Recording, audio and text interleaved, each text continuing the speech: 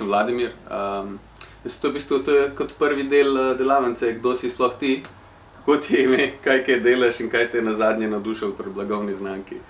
Tako da jaz sem Vladimir, jaz se ukvarjam z blagovnimi znamkami, trenutno sem eden od soustanoviteljev Juicy Marbles. Mi smo naredili, tako rečemo, prvi veganski zrezek na svetu, govorimo o zrezku, ne o burgerju, torej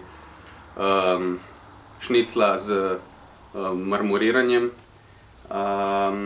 Predtem sem delal v Kuči, isto sem se ukvarjal z blagovno znamko, v bistvu se bolj kot ne že cel life ukvarjam z blagovnimi znamkami.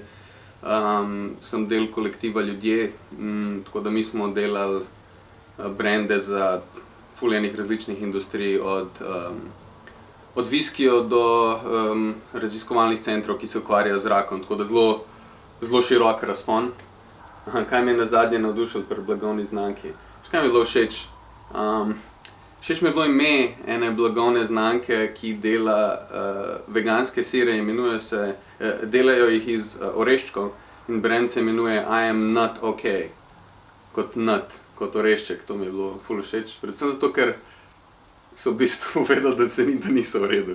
In to mi je malo fresh, to mi je tako zanimivo, ko ni vse nujno pozitivno. In to je mogoče ena stvar, ki v bistvu me že konstantno zanima, je resnica. Ampak bom prišel pol do tega, ker imam eno poglavje o komediji in zakaj se mi zdi relevantna disciplina pri blagovnih znamkah. Tema te delavnice je bila, kako narediti karizmatično in relevantno blagovno znamko po manjšem tekstu v času socialnih medijev, zato da se nekako umestimo v nek sodoben kontekst. Tako da, ko sem govoril z velikimi ljudmi o tem, sem opazil, da veliko ljudem se zdi, da so blagovne znamke nekaj, kar sploh ni potrebno in da je to neka šminka, ki služi sama sebi, a pa je celo mnenje, da je to mogoče neko manipuliranje z ljudmi in tako naprej. Tako da je to vprašanje, sploh rabimo blagovne znamke in kakšno vlogo sploh igrajo v družbi, to je ena od stvari, s katero se ukvarjamo na tej delavnici. Meni je zelo lep primer iz narave, in sicer čebele in rože. V bistvu, to se bo zdaj kar osladno slišalo, ampak rože so v bistvu plevel z marketinškim budžetom. Ker v bistvu roža za lastno funkcioniranje ne rabijo cvetov rože. In čebele vizualno prepoznavajo različne cvetove in potem ločijo med različnimi vrstami rožic. In ko nabirajo nektar, komunicirajo med sabo in seveda zelo je pomembno, da je tudi produkt dober. In potem, ko čebela vidi, da je določena roža polna sočnega nektarja, prileti ven in začne migati z ritko, ful velik. Miga z ritko in s tem signalizira drugim čebelam, te rože imajo ful nektarja. Tlele moramo biti. Ne? In tako potem se čebele na začetku spomladi naučijo, katere rože bolj zasledovati. To pomeni, da govorimo o združitvi dobrega produkta in dobrega brandinga.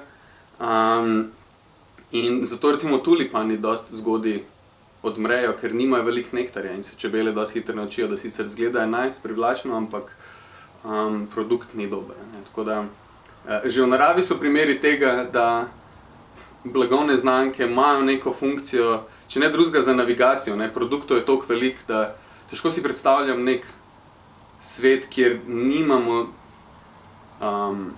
tega, kar ponujajo blagovne znamke. In kako zdaj vedeti, ne vem, če imamo 100 različnih krem za obraz ali pa 100 različnih brandov juh, katero juho bom. Zapomniš si v bistvu s pomočjo blagovne znamke, zdaj pride pol največji del tega predavanja, je v bistvu teorija kulturne inovacije, a.k.a. kako brandi postanejo ikone. Jaz sem, ko sem začel, moja prva karierna poteza v lifeu je bila v bistvu se zaposliti na oglaševalski agenciji. In jaz sem kot 20-letni tam gledal oglaševanje, tako kot verjetno vsi gledamo na oglaševanje in se sprašujemo what the fuck. kaj se dogaja. In zdi se, saj zdel se mi je, bil sem prepričan, da to mora biti pa kup netalentiranih in neumnih ljudi, da delajo tak drag.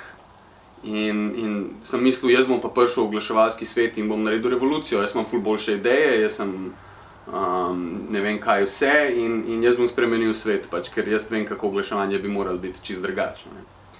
In potem moja izkušnja v bistvu oglaševalske agencije je pokazala, da zares sploh ne gre za to, da so ljudje bolj neumni ali pa karkoli tazga bedastega v oglaševalskih agencijah. Samo zdi se mi, da je to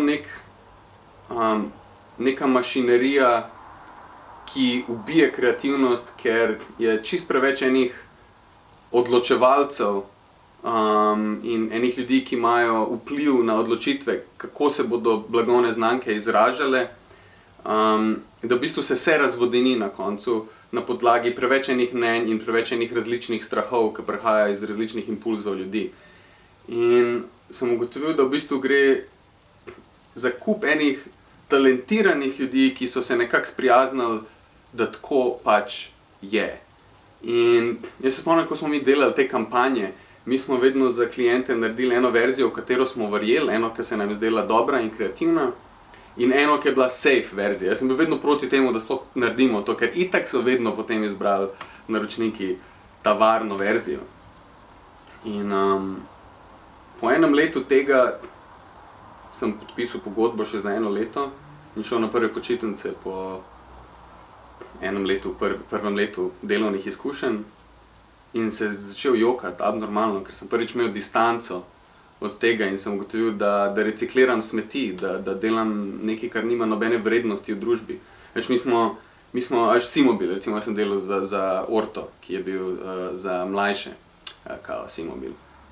In to je tako bilo, na pol leta je bila ena ogromna kampanja in pa se ekipa Simobila in ekipa oglaševalske agencije je pogledala v svet, v kulturo in so rekli, kaj je zdaj trend, in pa smo mi neko svojo idiotsko verzijo tega trenda naredili, ki je totalni Frankenstein in nima veze. Torej smo v bistvu bili zares kot neki paraziti in ta način dela je me strašno užalostil in sem se znašel v taki krizi, da sem pol na koncu predčasno, preden se mi je tisto drugo leto izteklo, prosil šefa, če lahko prej neham in so me pustili in potem sem bil raj broke 1 leto, kakor da bi šel nazaj v to mašino, ki ubija dušo. In mi smo v tistem času pol ustanovili ljudje in potem so počasi začeli boljši projekti prihajati. Ampak kar mi je to obdobje dalo, je v bistvu, da sem se od takrat naprej se sprašujem, ali obstaja način, da blagovne znamke, marketing, oglaševanje, cel ta svet ni smeč, da se dejansko dela nekaj, kar ima vrednost v družbi in da nismo samo tako, hej, jaz sem tukaj, glej mene, imam produkt, kupi moj produkt. Tako da to je neka taka, prav beseda, inception, incepcija. To je mene katapultiralo, da sem sploh začel te stvari raziskovati in v bistvu teorija kulturne inovacije ali kako postanejo brendi sta 2 knjige v bistvu od Douglasa Holta, kjer je on predstavil to teorijo, ki jo je razvil na podlagi researcha skozi zgodovino brendov, kako so postali ikonični, kaj je to bilo, kar jih je naredil in to, on je naredil neke vrste framework, s katerim potem operira na nekih manjših brendih tudi in dela te stvari. In to je povzel in dal neko strukturo temu vprašanju, ki sem si ga konstantno postavil, pa po mojem si ga še zmeri, ker v bistvu branding je dost kompleksna disciplina, ful je enih tudi podzvrsti in je res odvisno, za kakšno vrsto storitve ali produkta delaš in v kateri industriji in tako naprej. Tako da je toliko enih spremenljivk in ni konca učenja se tega, tako da še zdaj nimam pojma za res kaj delam, ampak vedno bližje prihajam. Tako da to je največji del tega predavanja, v bistvu teorija kulturne inovacije in o tem bom zdaj začel govoriti. Torej, čez nekaj sekund bomo videli en slajd z enimi logoti Coca-Cola, Budweiserjev, Starbucksov in podobno, pa bi rad sem povedal, da v bistvu, da je brand ikoničen, ne pomeni, da mora imeti tako monstruozno velikost, kot je Coca-Cola, ker dostikrat se zdi, da je to neka enačba, da če si pač, da ikone so ogromne. Ampak če gledamo to definicijo, ki zdaj jaz berem, pa se bo zdaj pojavila, upam, da na ekranu, je da v bistvu, da je oseba ali stvar, ikona je dovolj, da je ali reprezentativen simbol nečesa, torej da nekaj nekomu predstavlja, ali pa da je vredna velikega spoštovanja. Ne? To pomeni, da ti si lahko tudi 10 ljudem relevanten in to je zame zdaj že ikonično, ker lahko si tudi 10 ljudem nerelevanten. Ne? Tako da to je samo za naprej neka predpona, da ko govorimo o ikoničnih blagovnih znamkah, ne govorimo nujno o tem, kako postati monstruozno velika korporacija.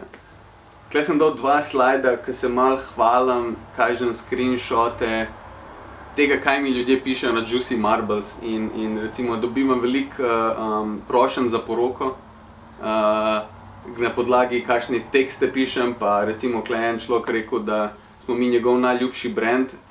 To se je zgodilo približno 2 meseca po tem, ko smo mi launchali. Torej nismo imeli niti produkta na trgu, ni ga niti probil človek in smo bili njegov najljubši brand. In zdaj, malo govorim, da se pohvalim, ampak zares, kar je tukaj zanimivo ali žalostno, je v bistvu, da zares se mi zdi, da ne delamo nič posebenega. Mislim, da je standard tako nizek, da ni težko doseči to, ker moj pristop v copywritingu ni nič posebenega. Edina stvar, ki omogoča drugače delam, ali ne vem, ko bi sploh to rekel, je, da ne razmišljam preveč. V bistvu poskušam se sam imeti fajn in ne razmišljam o tem, da bi raztopil sporočilo, da bi ga vsi razumeli. Ne zanima me, da vsi razumejo, kaj jaz napišem in kaj vse, kar mi izražamo, da je čist vsak človek na tem svetu razume, ker to ne obstaja. In tak način razmišljanja raztopi vse, kar je človeškega in magičnega v neke slogane in abstraktne stavke brez substance. Tako da, očitno je ful malo potrebno in ljudje očitno res hrepenijo po avtentičnosti, po iskrenosti, po temu, da vidijo, da so na drugi strani fucking ljudje, ki so isti kot oni in imajo eno svojo sceno ali pa drugačno sceno, ampak res zdi se ful preprosto. In ta screen, ki ga vidimo, kaže, kakšen je efekt in da ta želja obstaja zunaj in da v bistvu smo lahko, da rečem, pogumni toliko, da si upamo, da naredimo stvari, ki jih ali nekdo ne bo razumel, ali pa nekomu ne bodo smešne, ali pa se bo totalno ne strinjal z njimi. Zdajle smo poslali smo za teh prvih 1000 paketov, ko smo poslali šnicle, smo dali eno pismo zahvale noter za nakup in v enem delu povemo stranki, da z njihovim denarjem smo posadili tudi eno drevo. In za vsak paket smo mi tudi posadili eno drevo. In potem smo v fori napisali, to je bil trenutek inspiracije, da preostanek denarja pa zapravljamo na kurbah in gamblingu. In dobili smo en e-mail od enega človeka, ki je bil, da kaj se mi gremo, da on ne podpira misoginije. Zelo neprimerno se mu je zdelo. Na drugi strani smo pa imeli par ljudi, ki nas je tagali na social media in so pisali, o moj bog, kjer smešen brand, wow, ful dober. Tako da, vedno so meni se zdi, no, vsaj, da če polariziraš, delaš nekaj prav, ker takoj, ko nič reakcije ne vzpostaviš, maybe si dosaden, jaz ne. Ampak to ne pomeni, da je treba vedno šokirati, niti zares mislim, da naš namen ni bil šokiranje. Veš, to so neki taki joki, ki ti s frendi govoriš, ki si v skupini pa se hecaš, to je tako, meni se zdi to zelo nekontroverzno, meni se zdi, da je samo ta politična korektnost malo pretirana.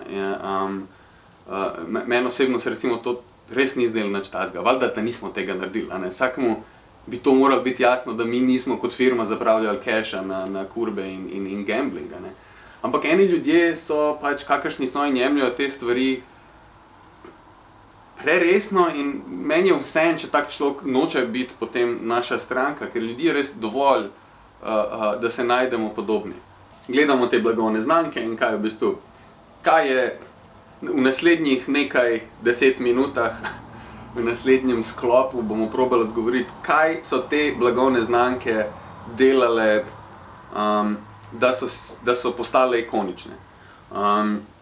In začnemo s tem, da v bistvu malo sam nagovorimo, kaj je trenuten status quo na trgu. Trenutno je na trgu dominira racionalno razmišljanje, in ki ga večinoma krojijo ekonomisti, inženirji in podobne discipline.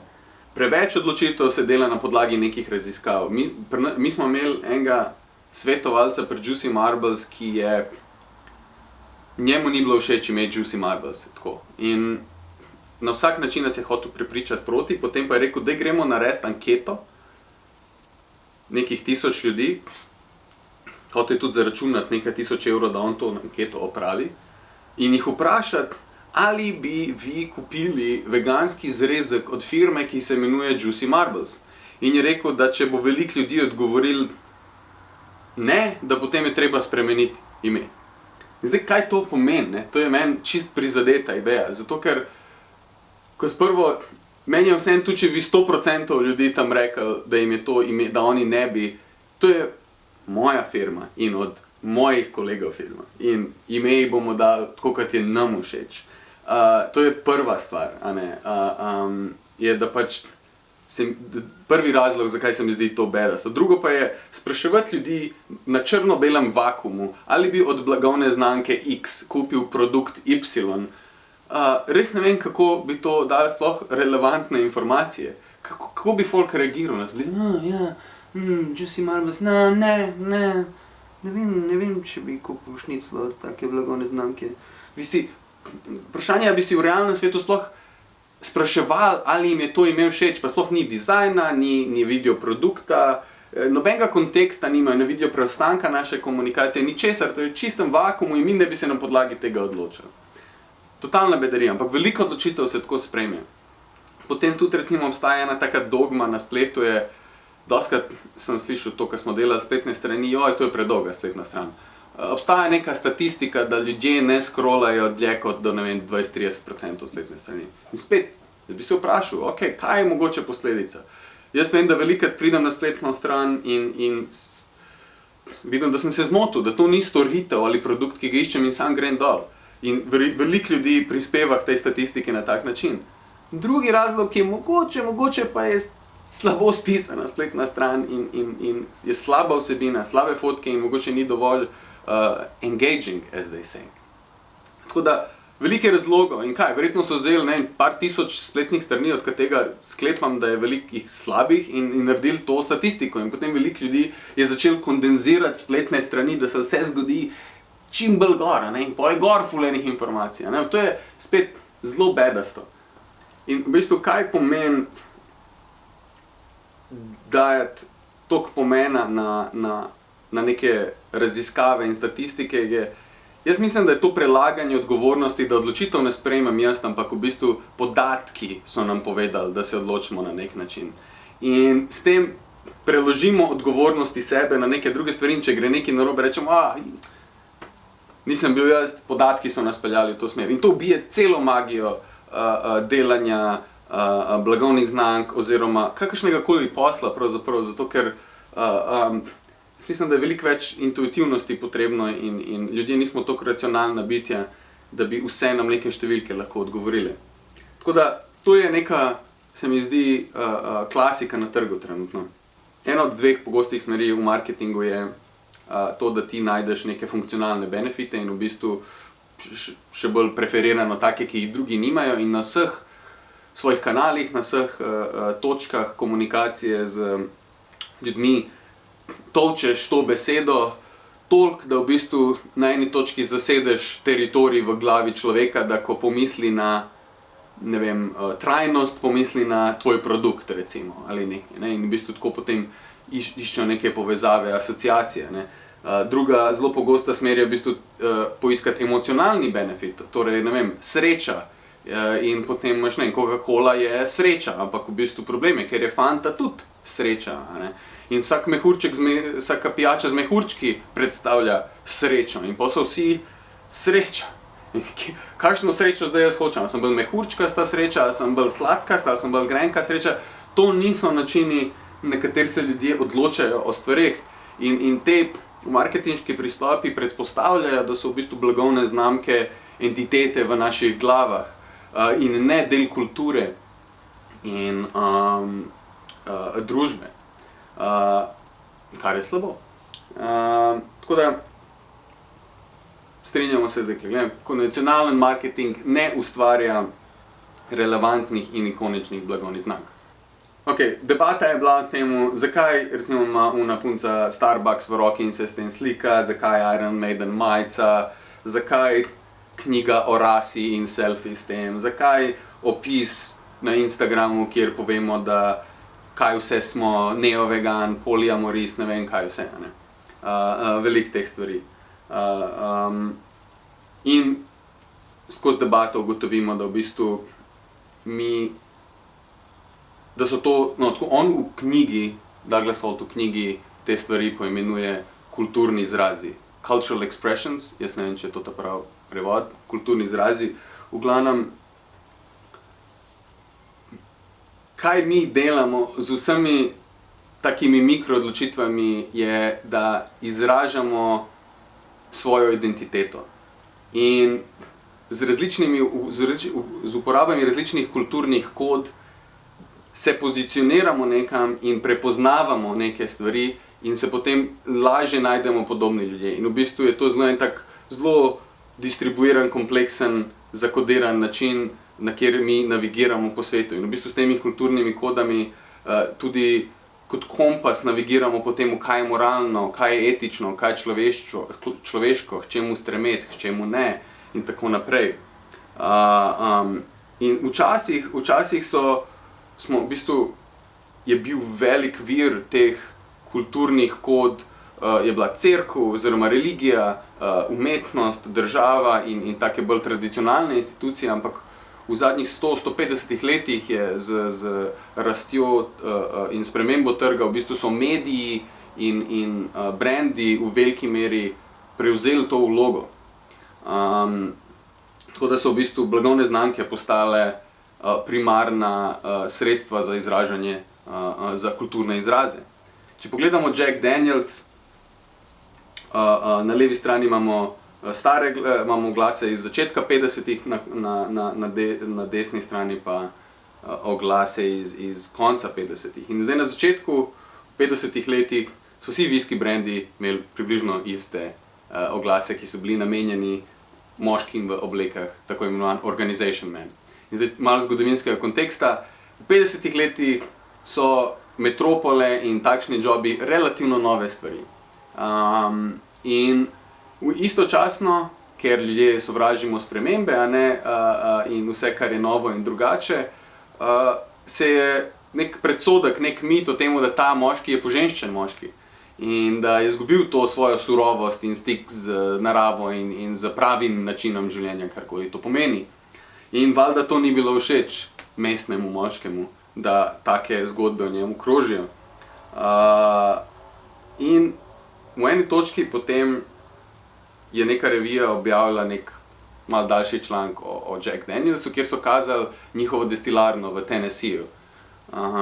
In ta način priprave. In se je videlo to neko počasnejše življenje, ruralno življenje, pravo, surovo življenje, bili so pravi moški pokazani, kako si vzemajo čas, da ljubezen dajo craftu viskija.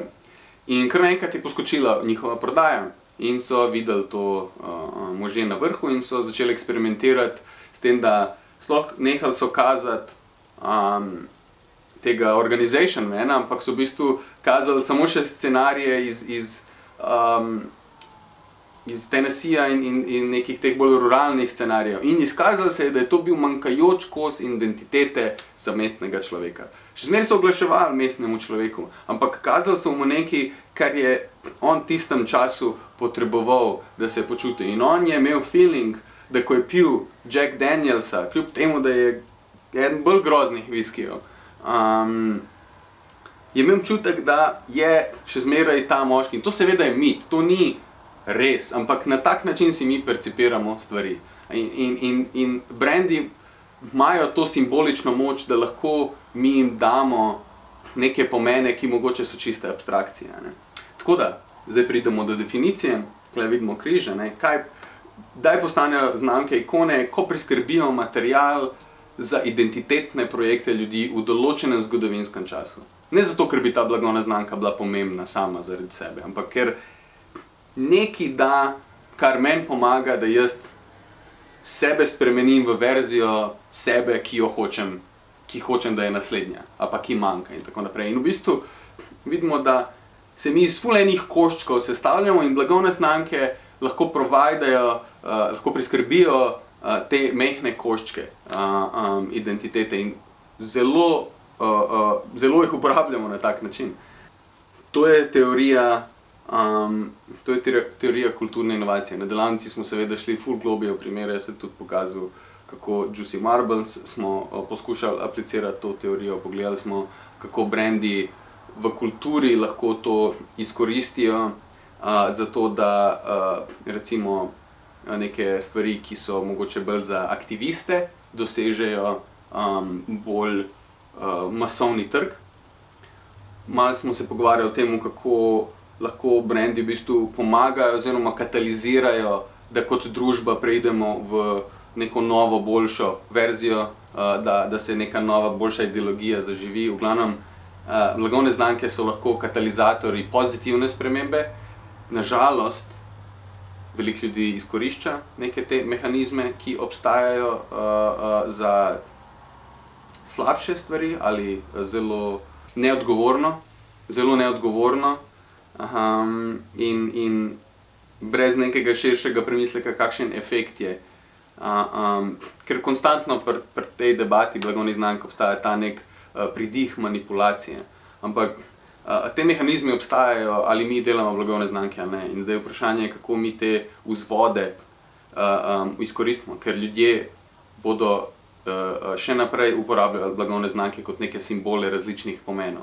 Vprašanje je, kaj mi lahko, ljudje, ki ustvarjamo blagovne znamke, kako jim lahko pomagamo postati boljše verzije sebe. In to mislim, da je odgovornost vseh ljudi, ki delajo blagovne znamke, da se zazrejo v svet, razmišljajo o naravi človeka, razmišljajo o tem, kaj družba rabi in poskušajo se kot blagovna znamka integrirati v družbo in kulturo in svoj glas ustvarjati znotraj tega, ne vzemati glasove drugih zato, da se asociirajo s kom, ampak dejansko dodajati svoj unikaten glas in poskušati narediti nekaj pozitivnega. Tako da s tem smo se ukvarjali na delavnici. Z vami sem bil Vladimir Mičkovič.